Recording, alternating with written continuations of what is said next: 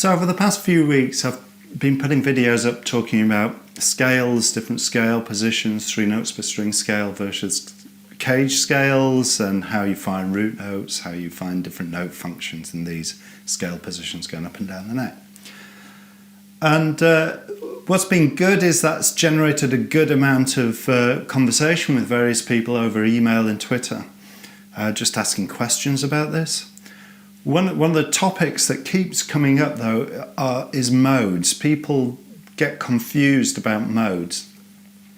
And I think part of that is that we guitarists really don't help ourselves, in that if you think about the names that people give different positions of the 3 notes per string scale shape, for example, there's a fashion these days to name them after the modes. So that first position people will call the Ionian position, and the next position would be Dorian, and then Phrygian. And because of that, people get the wrong idea of what a mode is. So for example, they'll think, okay, if I'm playing over a Phrygian track, or if I want to sound like I'm playing in the Phrygian mode, then I must need to be in that third position. And that's not true. You can play any mode in any position, anywhere on the neck.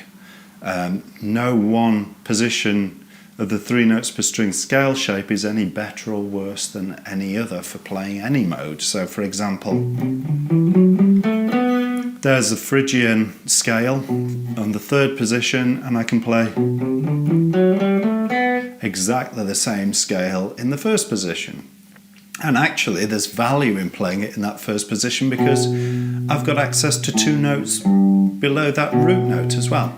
So that's why I might want to play it in that first position. So if you like, you can think of each of these positions as just being bunches of notes. There's no other value in playing in any one position versus any other position, other than you can reach a different set of notes without having to change your hand position or move it up and down the neck. So what is a mode? Is a mode a scale? Well, kind of, but there's much more to it than that.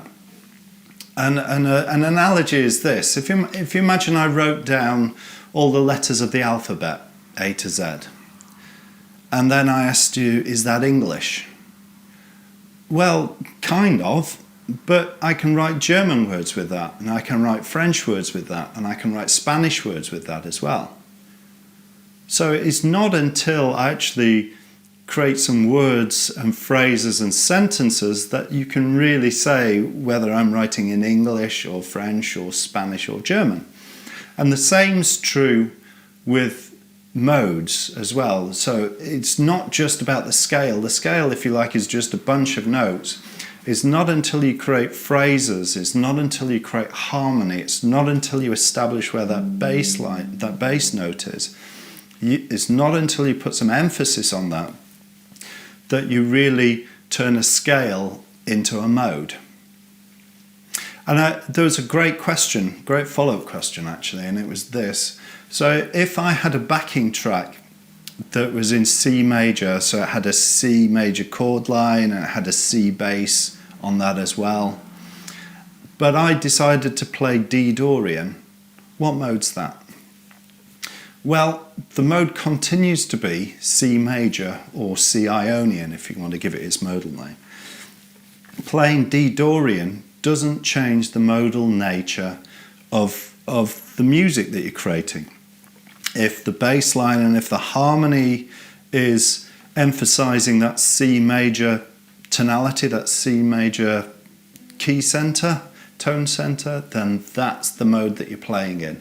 And all you're doing when you're improvising over the top of that is adding extra color notes. So they could be inside, so you could just be playing the C major chord tones, or maybe you'd play D, for example. So if you play D Dorian, you emphasize the D note, the chances are it'd sound kind of like a C9 sort of a sound. Or you could go play way outside and create a load of tension, or if you do it badly, it'll just sound like a load of bum notes. But the point is, the fundamental nature of that piece of music doesn't change. It will still be C major, C Ionian, because it's established by that root note and it's established by that chord sequence.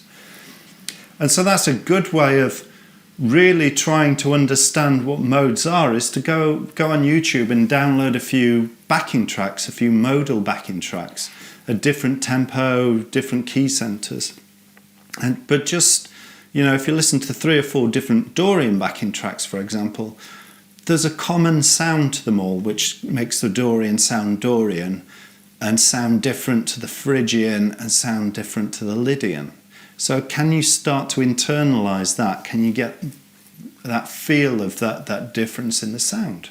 So that's one way of doing it. The other way is to start to try and create your own backing tracks, your own harmony tracks as well, just to internalize this. And a really easy way of doing this, just to experiment with, is to start with a pedal note. Just start with a strong bass line that just establishes a root note. So, for example, if I wanted to play E Phrygian, for example, I'd create a line. I'd start with a bass line which is just an E, like that.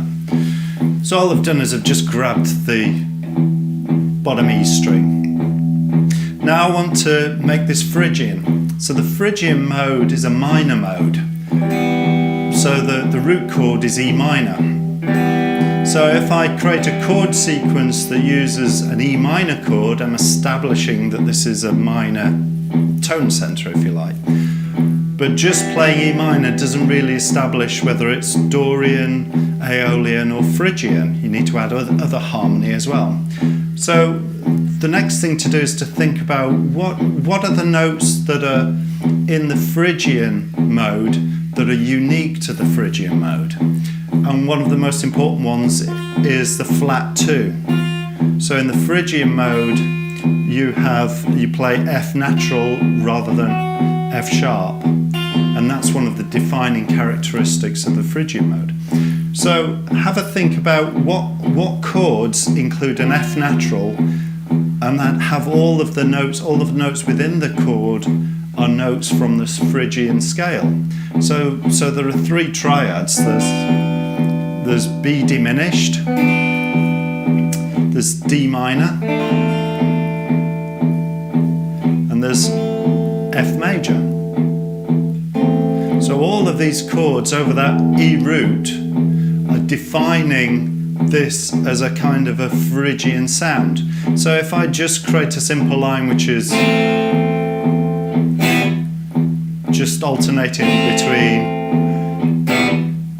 F major and E minor, for example, I'm creating a Phrygian backing track. And you can do this with any of the modes, actually. You can establish that pedal tone, establish the root of the mode that you want to play in, so you decide whether it's E in that case or F or G. Then look at the mode itself. Is it a major mode or is it a minor mode? So that will then allow you to decide, do I play E major or E minor in this case? And then look at some of the other notes within the scale. Which notes really define that mode and are unique to that mode? And can you identify other chords that you could play alongside that root chord as well that would help to define the modal quality of that passage? And once you've done that, you've got all of the building blocks you need to create a modal harmonic line. And that's a really good way of internalizing modes as well, is just understanding the sound and start to create some modal harmony of your own. So hopefully that's been useful for you. Hopefully that's kind of explained what a mode is.